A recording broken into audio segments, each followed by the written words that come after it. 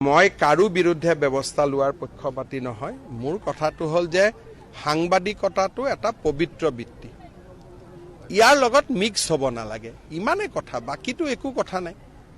যদি আমি সকলোৱে নিজৰ নিজৰ দায়িত্ব পালন কৰোঁ, মোৰ বিৰুদ্ধে আজিৰ পৰা লিখা নহয়, 2001 চনত মই মন্ত্ৰী হোৱা দিনাৰ পৰাই মোৰ বিৰুদ্ধে লিখি আছে। কিন্তু মোৰ বিৰুদ্ধে লিখা সাংবাদিকৰ ঘৰতো মই নিজে যাওঁ, বেমাৰ আজাৰ হ'লে তেওঁলোকৰ লগত থাকোঁ, ঘৰৰ বিপদ হ'লে তেওঁলোকৰ লগত থাকিব চেষ্টা কৰোঁ।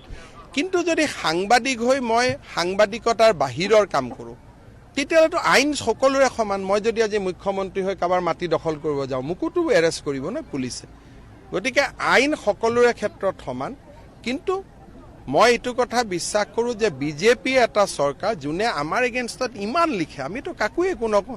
আমাৰ এগেইনষ্টত লিখা মানুহজনকো লগ পালে হাঁহি মাৰি মাত দিওঁ, হয় নে? এতিয়া আপোনালোকৰ ভিতৰত কিমানে হয়তো মোৰ এগেইনষ্টতে গৈ আজি লিখিব, মইতো কেতিয়াও এটাও টান শব্দ নকওঁ।